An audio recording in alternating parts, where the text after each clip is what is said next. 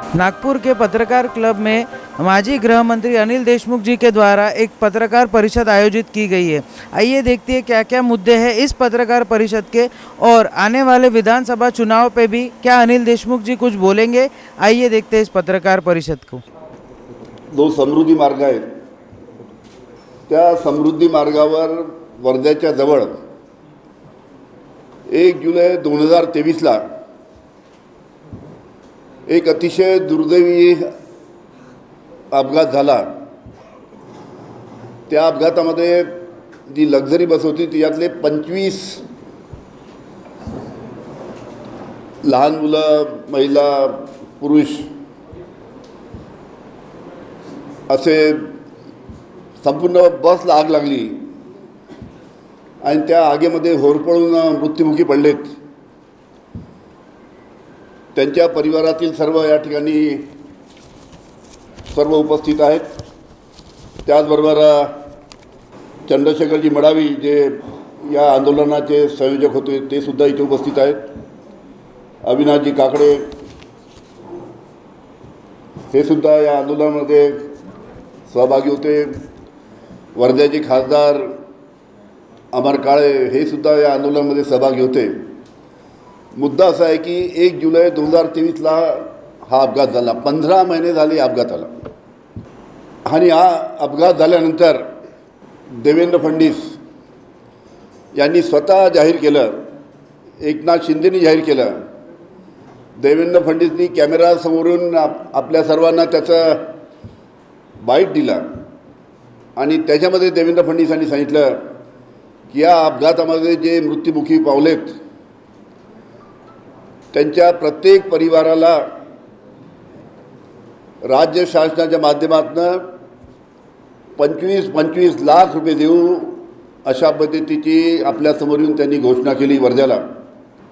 पण ही घोषणा केल्यानंतर 15 महिने झालेत आतापर्यंत या परिवारांना देवेंद्र फडणवीस यांनी जी घोषणा केली होती त्याचं पालन आतापर्यंत देवेंद्र फडणवीस यांनी केलं नाही।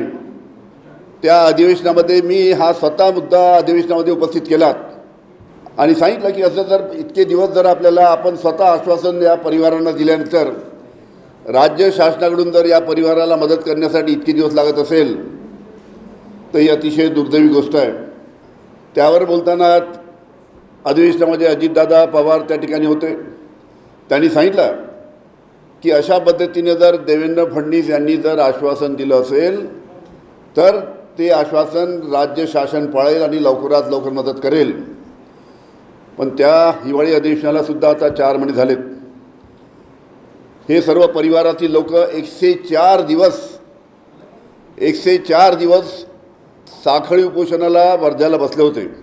पण अशा पद्धतीनं घोषणा करून सुद्धा यांच्याकडे दुर्लक्ष होत आहे। अतिशय दुःखाची गोष्ट आहे। या परिवारातील काही लोकांनी शेवटी सांगितलं जर या राज्य शासनाची जर 25 लाख रुपये आमच्या परिवाराला आश्वासन दिल्याप्रमाणे जर देण्याची जर दानत नसेल तर फक्त देवेंद्र फडणवीस यांनी एवढं सांगावं की मी जे आश्वासन दिलं होतं 25 लाखाचं ते मी दिलं नाही, त्याच्यानंतर आम्ही सरकारला 1 पैसासुद्धा मागणार नाही। अशा पद्धतीने या सर्व पीडित परिवारांची भावना आहे। माझं नाव चंद्रशेखर मडावी, वर्धा येथील रहिवासी आहोत। वर्धेमध्ये 14 लोक असे आहे की जे या समृद्धी महामार्गावर झालेल्या अपघातामध्ये मृत पावले।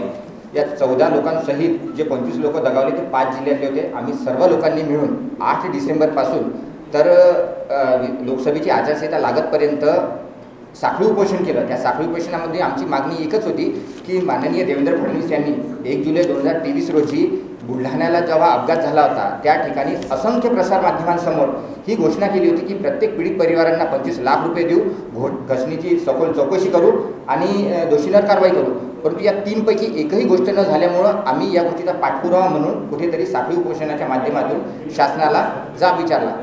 दुर्दैवानं असं झालं की आम्ही जाब विचारताना जे काही आंदोलन केले त्या आंदोलनामध्ये एक नागपूरला सुद्धा आंदोलन केलं होतं। आम्ही नागपूरला रामनाम जप आंदोलन ज्यावेळेस जानेवारी महिन्यामध्ये केलं होतं त्यावेळेस या नागपूर शहर झोन 2चे जे DCP आहे राहुल मदने साहेब त्यांनी देवेंद्र फडणवीस साहेबांसोबत लिखित स्वरूपात एक पत्र दिलं होतं त्यांच्याकडून की आम्ही या घटनेची सखोल चौकशी करण्यासाठी SIT गठीत करू आणि विदर्भ ट्रॅव्हल्स ज्याच्यामुळं हा अपघात झाला होता त्याची मान्यता रद्द करू. परंतु यातलं असं काहीही झालं नाही. जी घोषणा केली होती त्याची अंमलबजावणी झाली नाही. आंदोलनाच्या माध्यमातून जे प्रश्न उपस्थित केले त्यावर उत्तर आलं नाही. हिवाळी अधिवेशनमध्ये विरोधी पक्षनेते वडेट्टीवार साहेबांनी मुद्दा उपस्थित केला तेव्हाही उत्तर नाही. आदरणीय माजी गृहमंत्री अनिल बाबू देशमुख यांनी पोटतिडकीनं 1 जुलै आणि 3 जुलै दोन्हीही वेळेस प्रश्न उपस्थित केला, पण शासन याच्यावर उत्तर द्यायला तयार नाही.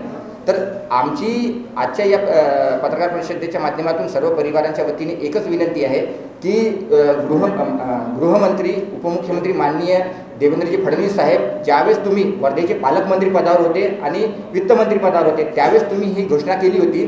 त्या घोषणामध्ये जर सत्यता नाही आहे ही घोषणा तुम्ही कुठेतरी 2 जुलैला जो शपथविधी घ्यायचा होता त्याच्या घाई गडबडीत जर तुम्ही केली असेल तर तुम्ही जाहीरपणे त्याच प्रसारमाध्यमांसमोर येऊन हे घोषित करा. अथवा या पीडित परिवारांमध्ये काही परिवार आज उद्ध्वस्त झालेले आहेत. 9 ते 10 लोक असे आहे की ज्यांचं एकुलतं एक सदस्य गमावून ते परिवार देशोधडीला लागलेले आहेत. तर त्यांची थोडीशी काळजी घ्या आणि या ज्या आपल्या 1.5 वर्षापासून हा जो प्रश्न अनुत्तरित आहे त्याला उत्तर द्या. माजी गृह मंत्री अनिल देशमुख जी ने जो मुद्दे उठाए वो बहुत अहम मुद्दे थे, क्योंकि उन्होंने जो 2023 में समृद्धि महामार्ग पर लोग मारे गए, उनके परिवार उद्ध्वस्त हुए, उनके बारे में उन्होंने बहुत सी चीज़ें कही कि हमारे तब के DCM जो थे या अभी के DCM जो है देवेंद्र फडणवीस जी, उन्होंने इन सब लोगों को वादा किया था कि सब परिवारों को जिनके लोग मारे गए हैं इस एक्सीडेंट में उनको 25-25 लाख देंगे, बट अभी तक के वो वादा पूरा किया नहीं गया है. तो माजी गृह मंत्री अनिल देशमुख जी का यही मांग है कि इन सारे परिवारों को न्याय मिले. अब देखते हैं क्या सरकार आचार संहिता लगने से पहले इन परिवारों को न्याय दे पाती है क्या. कैमरामैन स्वप्निल धारगावे के साथ मैं शांतनु अग्रवाल, महाराष्ट्र TV.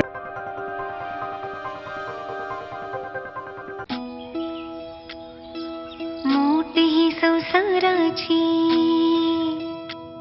तू अन्नपूर्णेची सावली,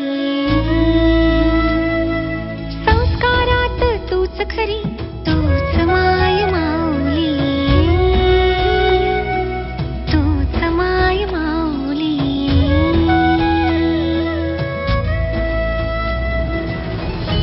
राज्यातील भगिनींच्या सन्मानार्थ महाराष्ट्र शासनाची मुख्यमंत्री माझी लाडकी बहीण योजना. महाराष्ट्रातील प्रत्येक पात्र महिलेच्या बँक खात्यात दर महिना 1500 रुपये जमा होणार. सन्मान बहिणींचा, सन्मान महाराष्ट्राचा.